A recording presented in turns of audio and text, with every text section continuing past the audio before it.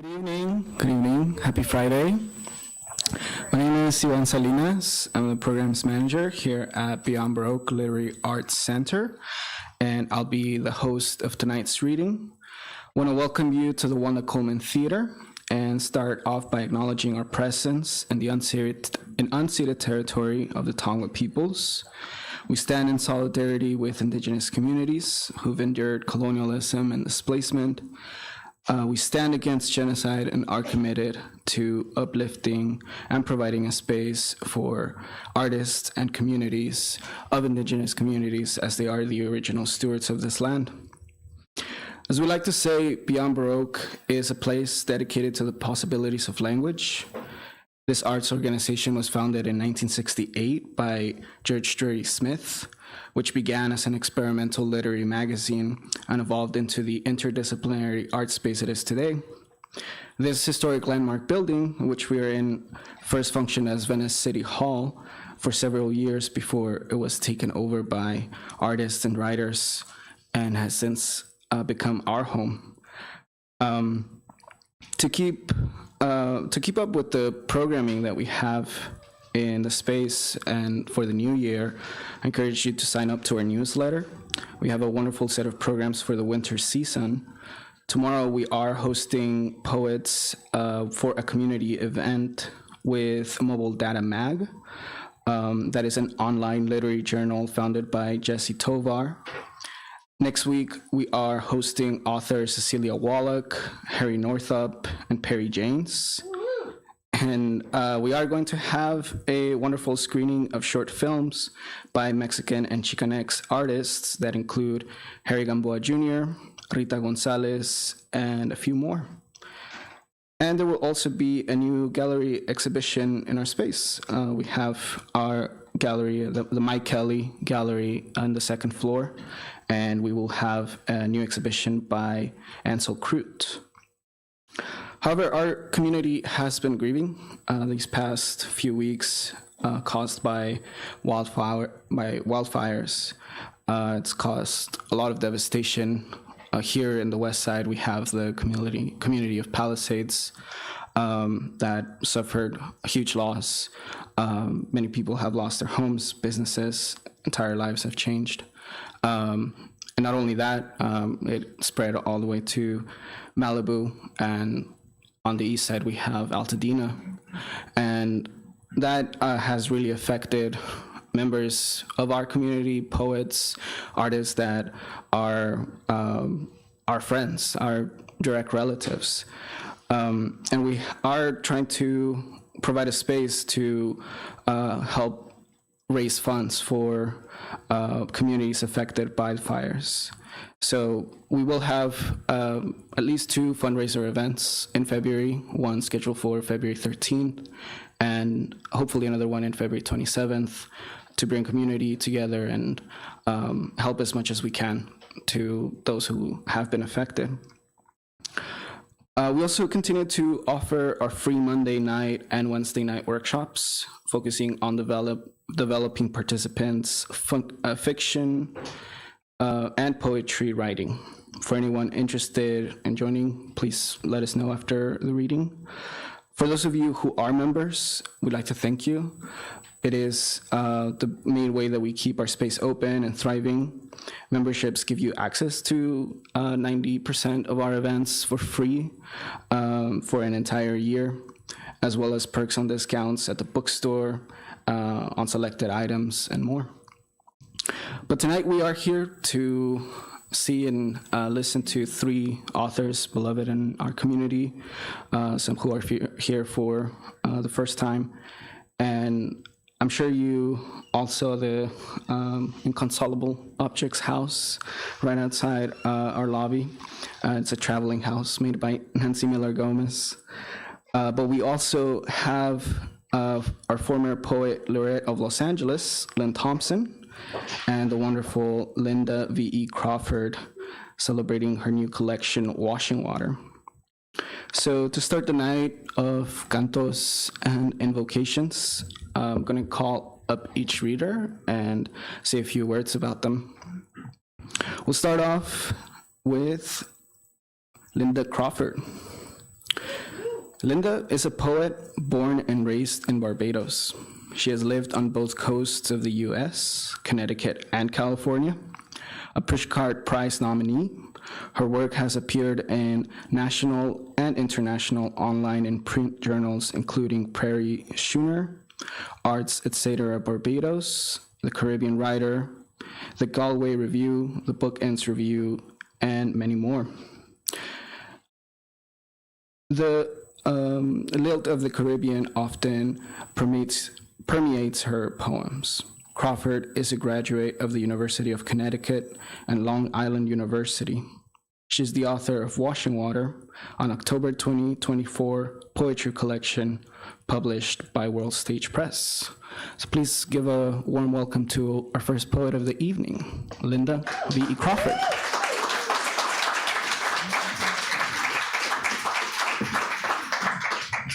Wow, thank you so much. This is an absolute pleasure. I have been a member of Beyond Baroque, I think since maybe 2016 or 2017, and I have enjoyed this organization. I have learned a lot from the Wednesday night poetry sessions. I love this organization, and I'm thrilled and honored to be reading with two wonderful women poets. This is an amazing honor. I'm going to read a few poems. Hopefully I won't go over time. I'm going to cover a sense of love, but cultural love, family love in terms of what you learn from grandmothers, etc. Love that's romantic love, love that's sibling love. And I think then I'll close out with a poem that's powerful woman self-love. So follow me. This first poem, I try to read it everywhere I go because it's in reference to a plantation in Barbados that is owned by the Drax family of England. And that family, since the 1600s, was involved in slavery, in sugarcane plantation, and has refused to turn it over to the government of Barbados so that it can be studied, grounds can be dug up, we can understand what's been happening with our ancestors. You'll hear me reference the word duppies. That is a Caribbean word for ghosts or spirit or ancestor. Drax Hall Duppies.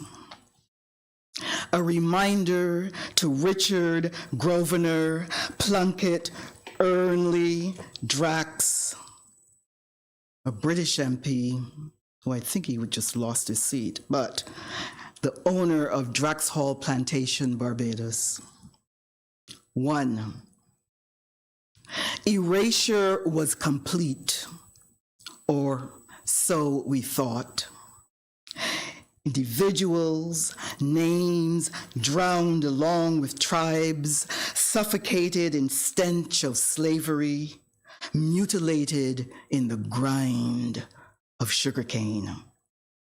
Royal-owned enslaving ships, coining and abusing, self-named aristocrats preening in plantation, scarring and burning alive, ashen or lineage. 2.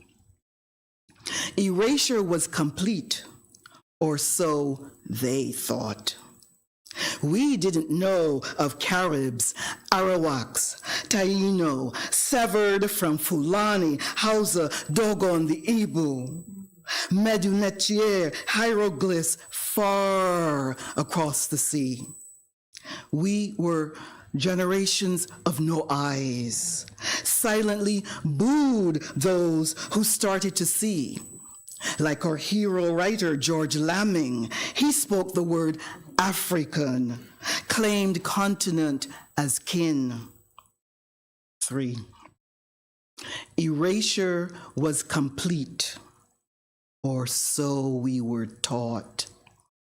We feared 20th century speech at our national stadium during a day of Carifesta, us, little England, raised high on false buoys of British ancestors, those who tacked, jibed, laughed at the sound of our folly, mumbled fools under breath as we preened in falsehoods, ignorance, molasses, and grog bliss.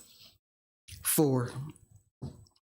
Erasure was not complete, and our ancestors don't forget.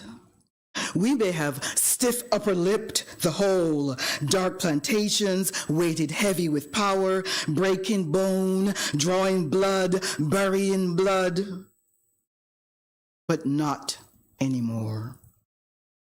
We are honoring forebears in public spaces, names known, Bassa, Clement Payne, these are all heroes in Barbados. Some lost, or duppies are churning under sugar cane. Hundreds roaming the place, they're hauling history, walking Obia, marking that trail from plantation to plantation and parliament and back.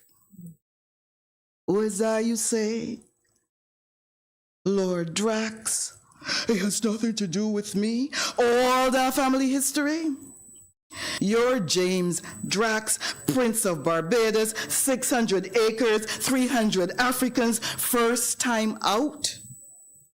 Here was say, Lord Richard, we coming for you. Remember, you can't rub we out. Erasure done. Poem. Thank you. That, I thank you. Cultural and ancestral love. Now let me touch on something that's a little more gentle. It's the love you learn when you're young and you watch your grandparents. In the Sliver. Tilt your ear to memory. Inhale the forgotten song of whistling frogs, tiny on a moist leaf, blending with sound of stars whispering in warm night, in soft rain, after soft rain. Not the hurricane you ran in, covered in your mother's womb, no, not that sound. Whistling frogs open dreams at night, unlike wood doves in morning glory. Cooing love, a yearning beat. At night, little girls dream. They don't know what, don't have a name for it. It's in how grandmothers swab sores on the legs of dying grandfathers. How mothers laugh, touch husbands, such beauty in gold in teeth and awakening smiles. Poem. Thank you, thank you, thank you. A few more. A Mother's Eyes. I really love this poem. And I think of my own mother when I read it. And for those who may not have biological mothers, someone who loves you can be your mother. A mother's eyes. A mother's eyes when not in the back of her head, when not catching you at this or that, can see under your armpits and smell the sweat of your woman burgeoning and slant into a smile that says, I remember too. A mother's eyes when not in the back of her head, when given life lessons about this or that, can wink at your waistline, teach you how to clutch up your dress in a circle beat, and dance call your great great gods into kaiso, which is another word for calypso. A mother's eyes when opened wide in the back of her head, when protecting you from this or that, can blind an inclined man praying your way, pierce him with a, "Not my girl, child, you too old for she," and wrap you in her hug-tight bond that says, "I remember too." Poem. Thank you. I hope I'm doing well on time. I will just read a few more. Very good. Thank you. Sisters, sibling love. Sisters watching sun clouds. I inhale the sorrel juice smell of happiness. Mix it with a tang of cashew, fruit yellow fresh, pulling inside my cheeks. I wrap it in the hug of raindrops rolling off my big sister's arms. Deep in unborn power, I stretch my girlish back up, waiting for the sun to say, "Child, watch me dance in your clouds." Big sister says, "What do you see?"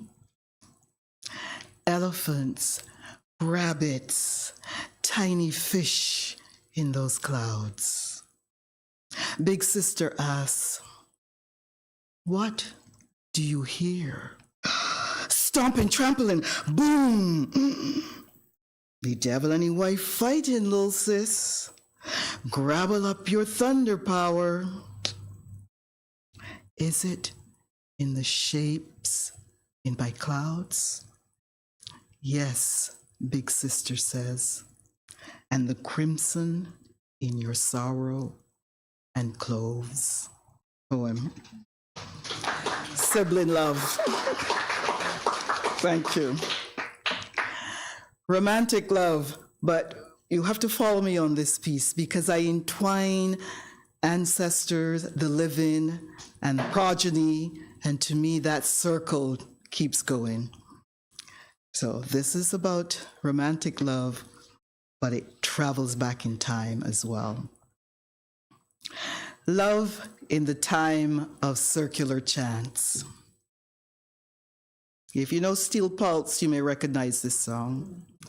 Chant a summer day, chant a summer day, chant a summer day, yay. An undulating steel pulse hosanna. That's how a chairwoman, his ebony courting hands, soft pressing vinyl onto record player, evoked a bell and bass reggae of rejoicing.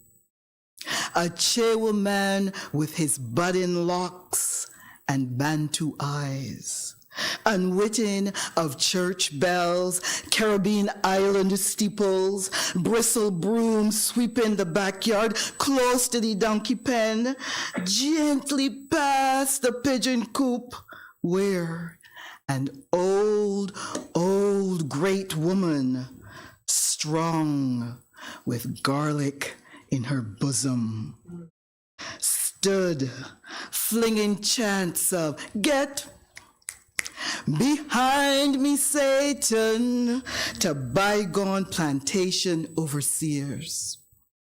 That's how a chairwoman, with the spin of a single record, charmed a bursting young woman's dead grandmother into intervisiting, into whispering into her ear.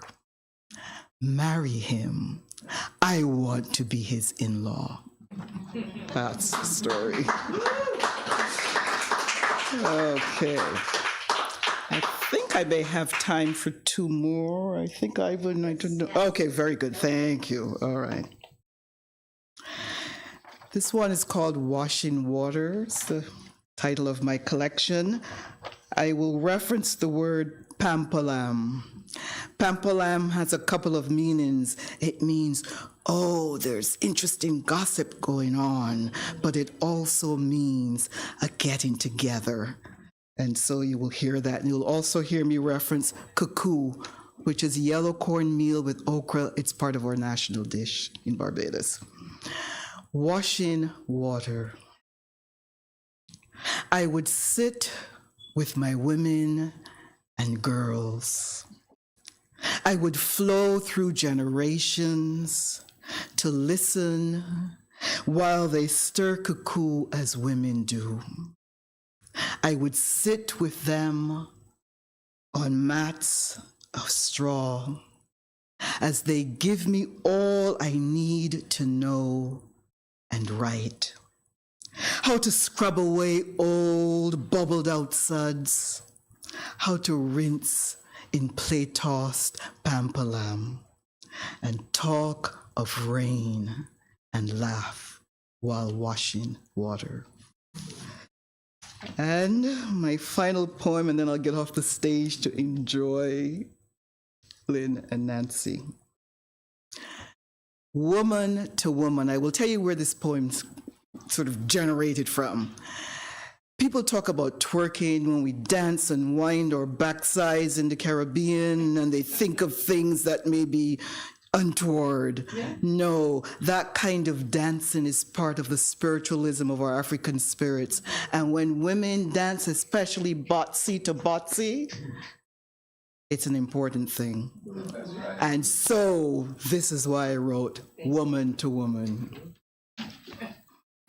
When two women who know, who see, who are each other, two women who know and understand the fat belly of life, two women who breathe in and cherish how their mothers. When them two women here, got power of that age-old break drum call, that circular tire iron beacon sounding on the main road, and start to wind up on each other, botsy to botsy, planet to planet, sweet pan rotating in the universe. When two women who know get up and start an unforgotten chant, it's an earth thing. It's a we navel stringberry right here thing. And if you don't understand what we're saying, get out we way. Boy, thank you very much. I appreciate you. I really do. Thanks for the opportunity to have read. Thank you. Thank you. Thank you. Lynda Crawford, everybody. Thank you. Thank you for your poetry, and for everyone, remember right across the hall we have copies of Washing Water available, and I'm sure Lynda will be happy to sign them. Next up we have Lynne Thompson, also my birthday buddy. Yeah. We are sharing birthdays January 22nd. So for just once, let's all say together, happy birthday. 1, 2, 3. Happy birthday. Lynne Thompson was Los Angeles' 2021-2022 Poet Laureate and is a Poet Laureate Fellow of the Academy of American Poets. She's the author of Blue on a Blue Palette, Beg No Pardon, Start with a Small Guitar, and Fretwork. And also, though we are birthday buddies, Lynda's birthday is on the 26th of January. So we have we have the Aqua trio right here. So Also, Lynn is a new board president of Cave Conum, so congrats on that.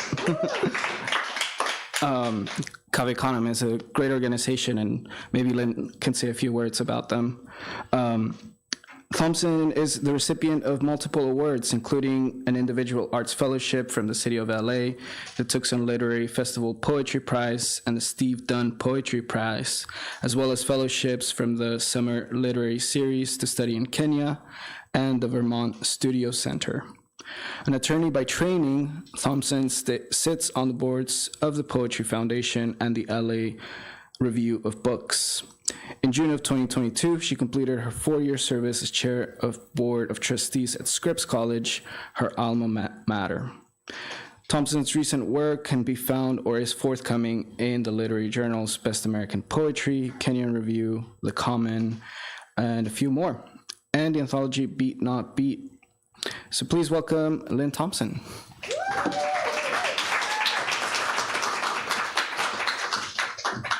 What a warm welcome. Thank you so much. It is particularly wonderful to be here tonight with Lynda and Nancy.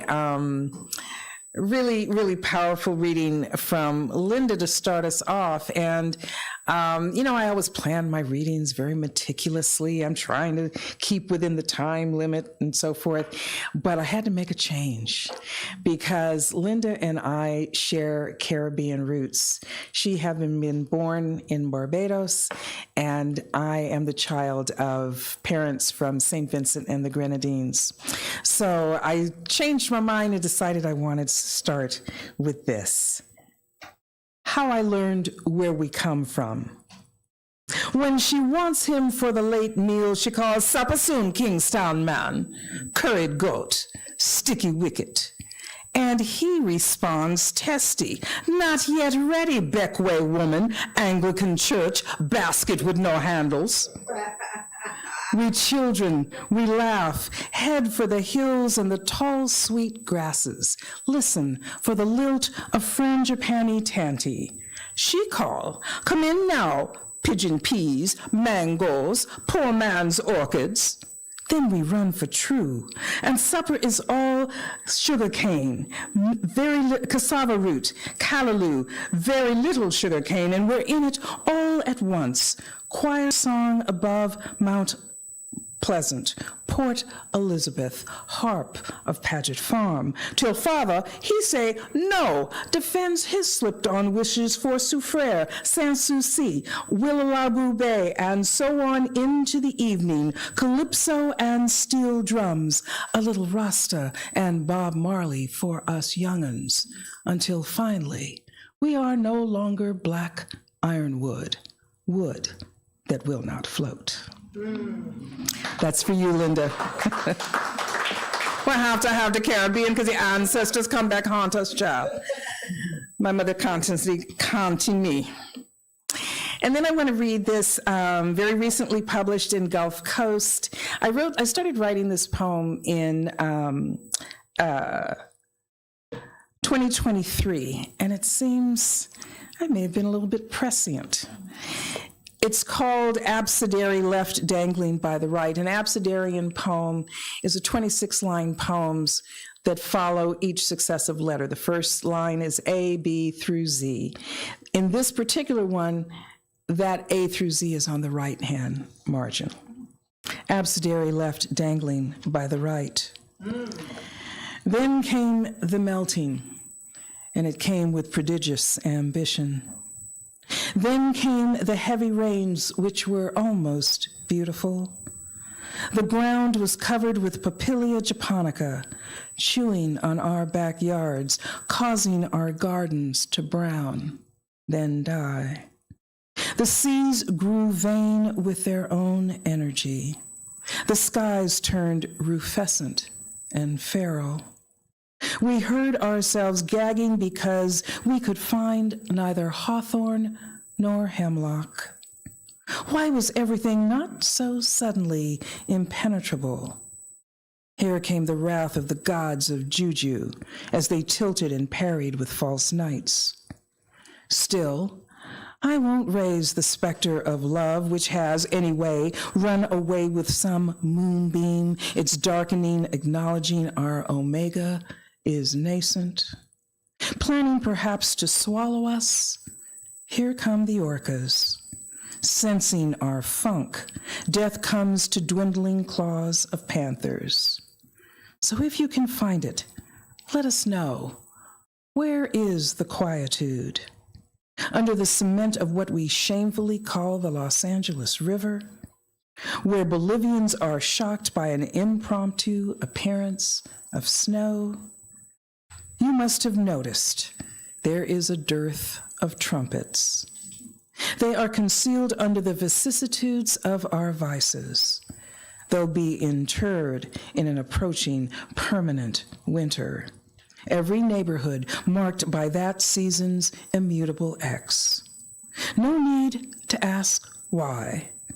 See our catastrophes combine with relentless zeal. I must have known something was coming. Okay, I'm going to read a few poems from my new baby, Blue on a Blue palette. This first one that I'm going to read is, and get out of the way, is because Nancy asked me to read it. And I hope it's not offensive, and if anyone's offended, talk to Nancy. And this is also dedicated to the women in the audience of a certain age, or those of you who will be. Among Peaches. I don't care that I'm old. I still want to fuck, and I don't mean some old lady make love as though I need a doily to perch my ass on. I want to fuck with fury and sweat rolling down the legs of us both, the mixture and emollient for brittle bones. And if my love dog is as old as I am, I don't want him to show it or to complain or to say we have to wait for the Viagra to kick in, for desire to erect his nipples. I want him to be struck by a sudden urge. If I haven't been struck first, then take me in the stock room of Pavilion's Market. I want to be so surprised that when I reach out, I bring down a whole crate of peaches. I want to bite his lip to keep him from screaming his pleasure upon seeing my salt and pepper nest. I want him to drink the joy I've daubed on just below my breasts, just in case, and I want him to let me put my mouth everywhere and do what I declined to do in my youth, and twice. I need a nocturne to turn me around that won't turn me loose, to bring me to the hard edge. And when the stock boy comes upon us, his arms full with boxes, the latest shipment of sweet fruit, when he can't decide if he wants to take photos to post on Instagram or to run away in terror, I will tell him, pray you get this lucky in years that will simply slip off and bruise you the way peaches bruise. Okay, we got the sex out of the way. I did see a couple come out of this was kind of inspired by a couple that came out of the bathroom in the supermarket, and you could tell they had been up to no good in that supermarket. I'm a poet, I had to go with it, right? Lynda talked about the sisterhood of women and how we fight for one another. This is A Rage on Berbice, 1763. Berbice is the part of South America we now call Guyana. Before I was north and south of a new country I was divided from. I was a tactic. I was a slave trading port. Before I was remade as Amerindian, I was sugar as the main crop. Before I was overworked and underfed, I was selected for immediate punishment, persuaded to remain a wooden gutter for collecting rainwater, ruled by terror and customary understandings before I was replenished by the arrival of 2 more ships. Before I was left for dead by frightened Europeans was before I was something black at the bottom of a buyer's cup. Before I was high upriver in the jungle, I was silver and gold and a bounty paid to soldiers. Prepared fields farther inland, the quarters where we captives slept. I was the fort burned and abandoned before I joined the Arawaks and squatted with a knife in my hand. Before I was traumatized woman hoping to make my way, I was the turning of the tide. Before I was awakened in the middle of the night, I was bloodshed on the captain's bedclothes. Before I escaped the cooking pot full of Negro flesh, before I declined to implicate the others, before I was witness to the execution of the women rebels and sentenced to vigilante injustice, I was a daughter who spelled you my name phonetically. I was woman with child, whose children's children have lived to tell you this. Thank you. Let's skip around a little bit in this. I think I'm good for time. Even before the pandemic, and this is just a cheerful reading I'm having. Okay. Even before the pandemic, we were the earthquakes we fell into. We were weather born of fire and feathers left on the Rotalbo at San Juan Capistrano. Look at our seas, sad kelp and eels and plastics. Look at the alleys adorned with abandoned syringes, festooned with stale bread. Where we lived, our children were contagious. Their teachers were contagious. Their playdates were full of contagion, and none of them recall when they last saw a flight of violet-crowned hummingbirds. Where we lived, brown was and remains the color of our true love's skies. Where we lived, we laid in our thistle beds over Chumash bones, laughing our hyena-like laughter.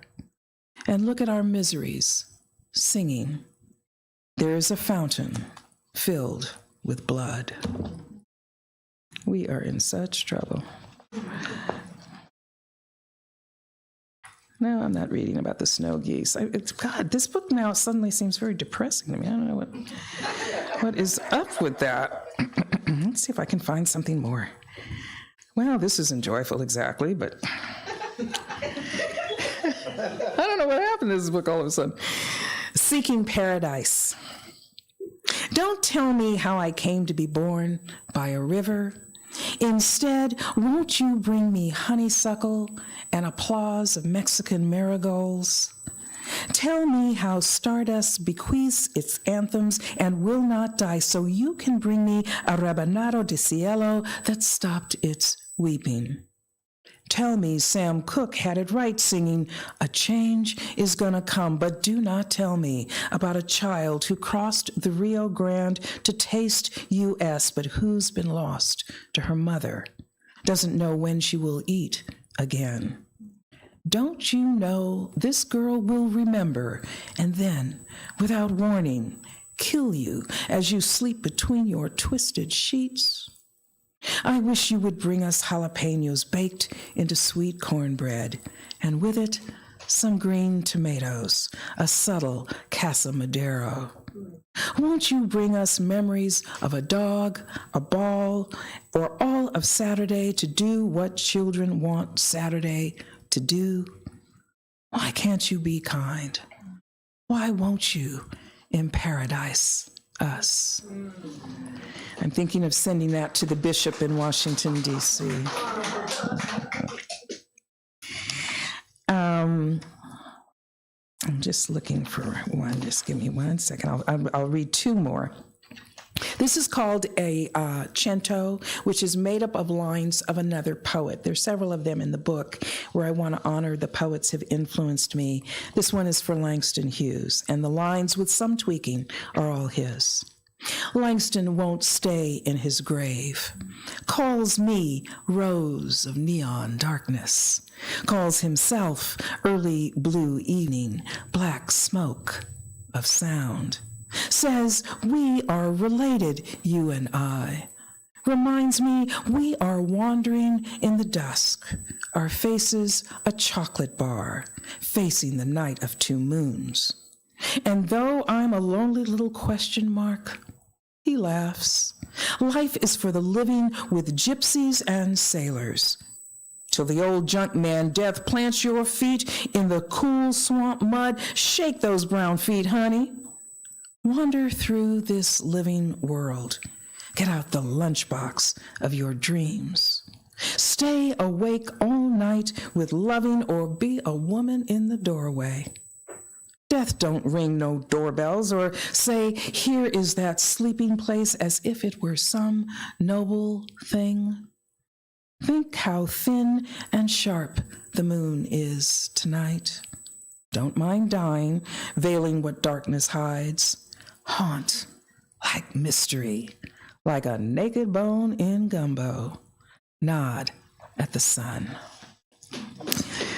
Thank you. And I'll close with this. Thank you so much. I'm so excited to hear Nancy. I want to sit down and do that.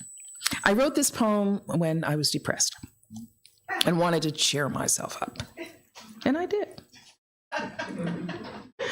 A woman's body aging,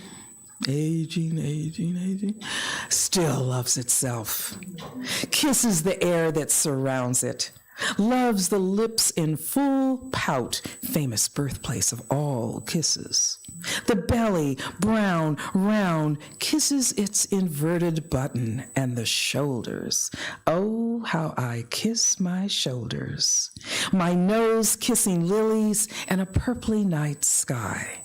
My neck, long as forever, fit for 20,000 kisses. 20,000 kisses for each cocoa breast and nipple, for the lower arms that encircle each other, then kiss, kiss. Even the ears, French kissing to tunes of Django and Debussy. The upper arms wishing to kiss their tender underarms. Thread of both hands kissing the lifeline, and my cheeks colored bronze with kisses. Lashes that kiss my eyes, that kiss everything they see. My forehead, a map of the places where kisses live long. Long live my kinky hair, braided with kiss after kiss after kiss. Thank you.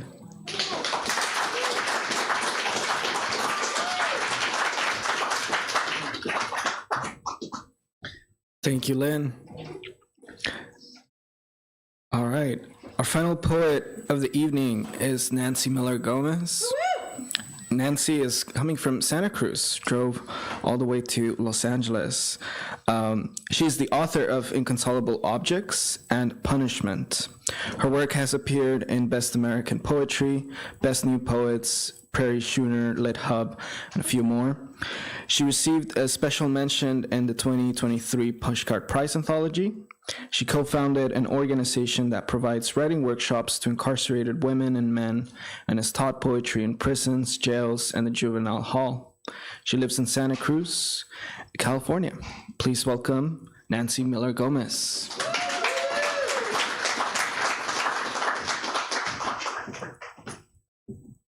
Thank you. It's really an honor to be here because Beyond Baroque is an institution. And I think I actually may have read my very first poem ever at Beyond Baroque years ago when I was a young single mom and I showed up at one of their open mics and just,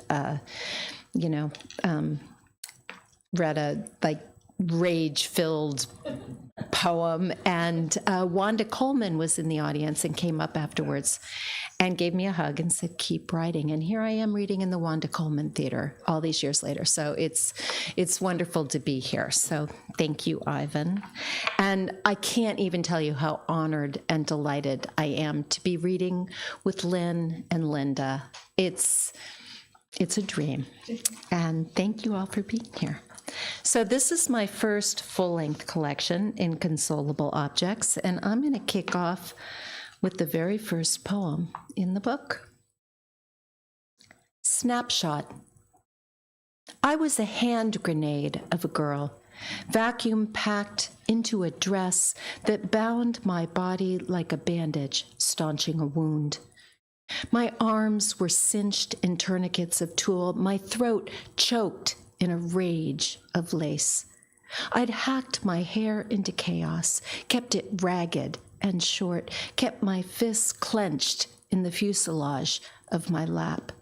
My eyes, 2 foxholes, no light escaped.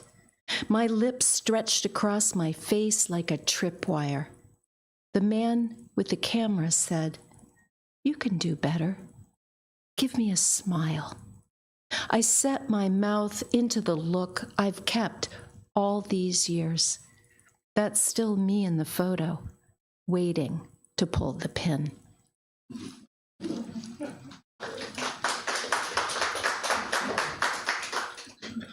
So I grew up in Kansas, and because this is my first full length, it's sort of peppered with poems of origin, my place, origin of place, as is this one, Tilt-A-Whirl.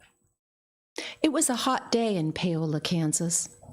The rides were banging around empty as we moved through the carnival music and catcalls.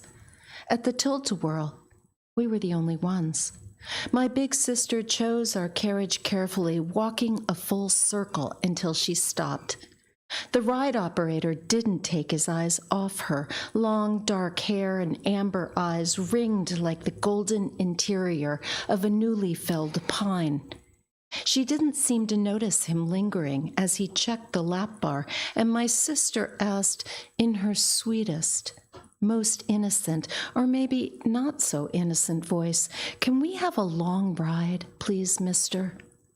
When he sat back down at the joystick, he made a show of lighting his smoke while the cage of his face settled into a smile I would one day learn to recognize, and those dizzying red teacups began to spin my sister and me into woozy amusement. We forgot the man, the heat, our thighs sticking to the vinyl seats, our bodies glued together in a centrifugal blur of happiness beneath a red metal canopy as we picked up speed and started to laugh, our heads thrown back, mouths open, the fabric of my sister's shirt clinging to the swinging globes of her breasts as we went faster and faster, though by then we had begun to scream, "Stop! Please stop!" until our voices grew hoarse beneath the clattering pivots and dips, the air filling with diesel and cigarettes, and the man at the control stick waiting for us to spin toward him again, and each time he cocked his hand as if sighting prey down the barrel of a gun.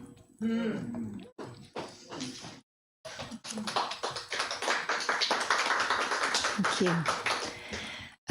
So I'm going to read this one because my granddaughter put in a request for it. She likes this poem. Trigger warning: if you don't like snakes, plug your ears. Coach whip. It was the winter the snake went missing. We searched through laundry hampers, peered into toilets, stepped everywhere carefully. No one slept well. On the eve of the 8th day, my mother turned on the garbage disposal and heard the gargle of blades grinding through bones and flesh.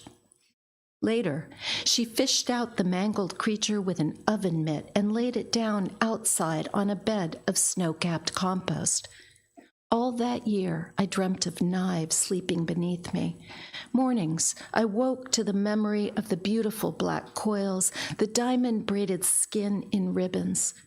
And because I was a child plagued by imagination, I waited for them to rise up from the drain, silent as shadows, the kitchen brimming with generations of snakes draped over the chairs and light fixtures, a river of lacerated bodies slithering out of the sink, while the largest serpent slipped off, tasting the air with his tongue, sidewinding down the hall in search of my mother.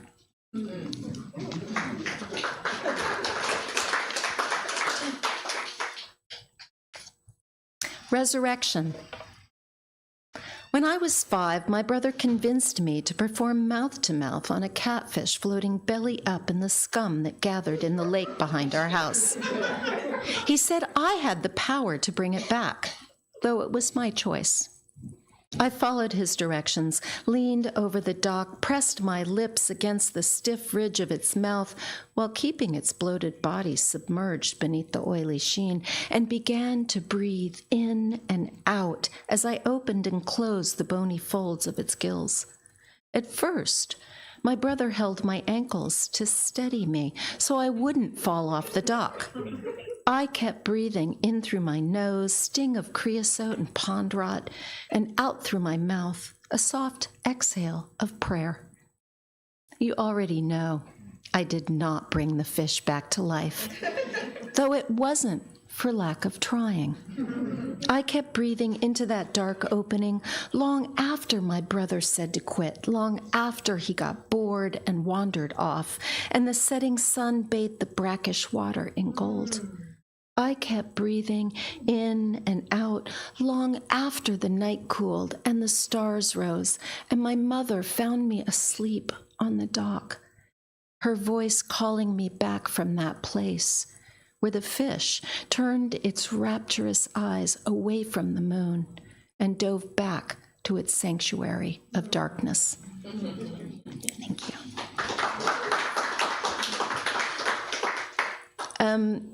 So back in the Victorian age, they used to take pictures of families, women and children, but they would drape things over the mothers and obscure them, erase them from the picture. I have some, if you go look at the House of Inconsolable Objects, next to it, I put up some pictures of invisible mothers. They're quite disturbing because there's the baby and there's a very obvious mother holding the baby with like a blanket draped over her head, which I guess they did because the children had to hold still back then, but they didn't want the mother in the picture. So this is called the invisible mother, and it's for all the invisible mothers. In the Victorian era, young children were photographed with their mothers present, but hidden. Wikipedia. The mother shape draped in dark cloth takes on the properties of a chair, a curtain, a cloak. She becomes a living field of fabric, a blank screen, an erasure. Lint gathers in her eyes and the corners of her mouth. She is the rustling in the room, the empty place where dust gathers. Her heart is made of cobwebs, her words glued to the roof of her mouth. No one sees her chin quivering like a small bird. She has folded her sorrows into napkins placed at a table set for her children. They feast until nothing is left but her absence. Her fingers tap out time, measuring seconds. She is a forgotten thought, a lamp, a stage, a station of the cross. She bears it silently, this weight, her babies propped across her motionless body. She wears the finery of their bones to mask her naked face. She is counterbalance, stanchion, a breathing pillar of brocade, the space where she begins and ends, debated endlessly in velvet. Thank you. I often write poems in response to news articles. I used to be an avid reader of the news. I stopped reading the news about 2.5 months ago. Now I still get the New York Times, but I go straight to the cooking section because that feels safe. But I was for a while writing a series of poems that would begin with an epigraph from a news article, and this is one of those. Missing history. Researchers have estimated that women's stories make up just 0.5% of recorded history. The New York Times. I feel like I want to say that again. 0.5%. Look in the graveyard. Look under the bed. Look in the woods, in the barn, in the box where my grandmother kept her life's work. After she died, her manuscripts vanished. Look in the mirror, look in the empty cup. Look in the night where the matriarchs seed your dreams, or in the mud hut where words mix with menstrual blood. Look in the weave of the blankets, the tensed warp of tapestries, the pottery stained with ochre and loss. Sometimes I feel my grandmother, a canary, stilled in my throat, a smolder of story I'm trying to revive. In the unsung hum, I hear her lips pressed silent. Look under the leaves and rocks, inside the cage of my ribs. Look in the river. My granddaughter singing to herself in wings and birdsong, her bloodline burning. Look in the fire.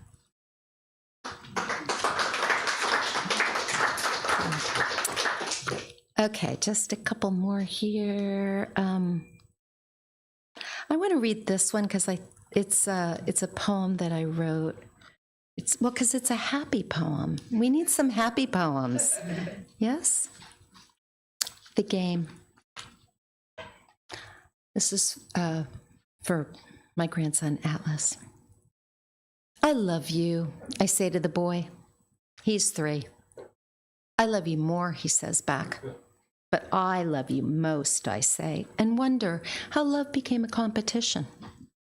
I love you more than Halloween candy, I say. I love you more than sky, he shouts. I love you so much, I must dance around the house all night doing this, and I demonstrate the move, which looks something like pitching a baseball with both hands while shaking my ass. He looks impressed, comes back with, I love you 50 bonks on the head, and slaps the back of his own noggin again and again to show me what this kind of love looks like. I love you the whole driveway and parking lot. I love you every pothole in New York City. I love you more than A, B, C, D, E, F, G. I love you more than purple, more than gold. I love you more than cat vomit and dog poop. I love you, all the dead people in the cemetery. I love you, eyeballs and bones and rotting skin, and he's looking around wildly for the right thing to say, his eyes scanning the floor, the ceiling, the shelves, and then, I love you so much, I hate you. We stare at each other across the kitchen. I know what he means. I love you so much, I hate you too. So just a couple more. I think I have time for a couple more, yeah? Yes. Okay. So I teach poetry in the jails, as was mentioned. And most of the time when I teach in the jail, I'm escorted into a classroom, and then the correctional officer will bring the participants into the classroom. I teach, and then I push a little button, and the CO comes back and takes them to their cell block. But for a brief period of time in the Santa Cruz County jails, they had this program where they identified a group of men who were soon to be released back into our community, and they just bathed them in support services and classes, and they gave them anger management classes and meditation and yoga classes and parenting classes and financial classes, and they asked me if I would teach a poetry class, and I was like, of course, because what more do you need to thrive in this world, right, than poetry? But the interesting thing about this particular class is it took place right in their cell block, in the unit where they lived. So I would be taken in with a correctional officer who would stay with me, and I would say, if you're going to be in the room with us, sitting around this table, you got to write, because otherwise it's just weird, you know. This poem came out of that experience. Growing apples in the county jail. There is big excitement in C Block today. On the windowsill, in a plastic ice cream cup, a little plant is growing. This is all the men want to talk about. How an apple seed germinated in a crack of damp concrete. How they tore open tea bags to collect the leaves, leached them in water, then laid the sprout onto the bed made of Lipton. How this finger of spring dug one delicate root down into the dark veinings, and now 2 small sleeves of green are pushing out from the emerging tip. The men are tipsy with this miracle. Each morning, one by one, they go to the window and check the progress of the struggling plant. All through the day they return to stand over the seedling and whisper. Thank you.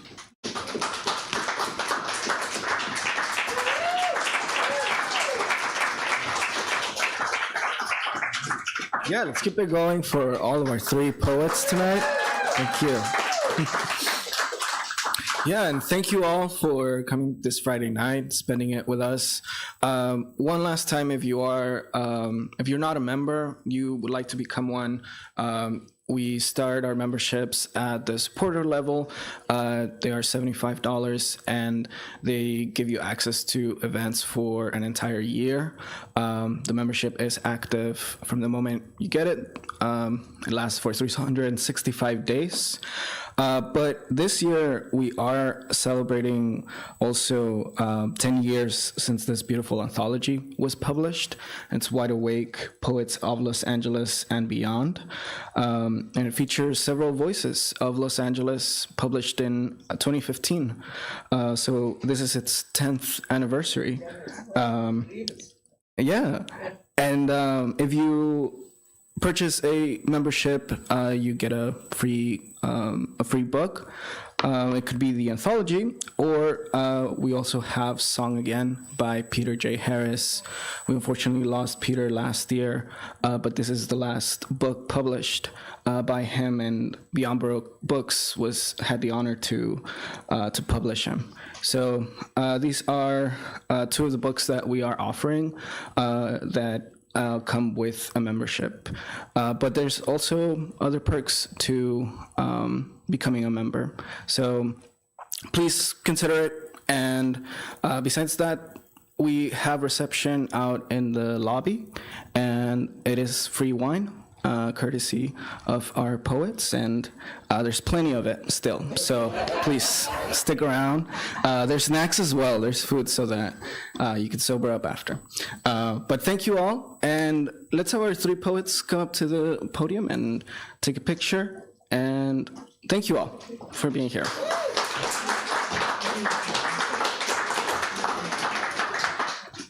And their books, Nancy's book and Lynda's book, mine too. Mine's been around for a while, but theirs are also for sale. Yes. All right.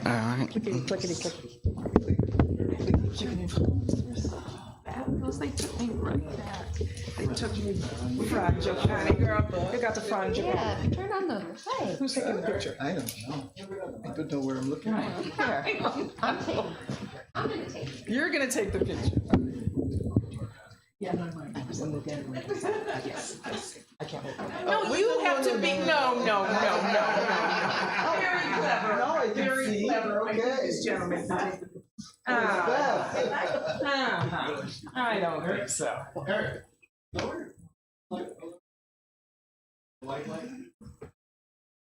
Lower any light that will catch all of the various crevices.